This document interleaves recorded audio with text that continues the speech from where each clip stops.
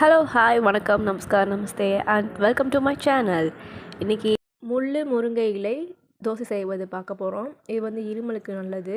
First என்ன பண்ணணும், 1 cup rice எடுத்து ஊற வச்சுக்கணும். இதில் வந்து 10 to 15 லீவ்ஸ் வச்சுருப்பேன். முருங்கை இலை வச்சுருப்பேன். அதோட சீரகம், மிளகு, கொஞ்சோண்டு மிளகாய், உங்கள் காரம் தேவைப்பட்டால், அப்புறம் கொஞ்சம் உப்பு, வெள்ளைப்பூடு இதெல்லாம் போட்டு நல்லா மிக்ஸியில் அரைச்சி எடுத்துக்கணும். அரைச்சி எடுத்துனோன்னா தோசை ஊற்றுற கன்சிஸ்டன்சிக்கு நம்ம வச்சுக்கணும், மாவை ரெடி பண்ணிக்கணும்.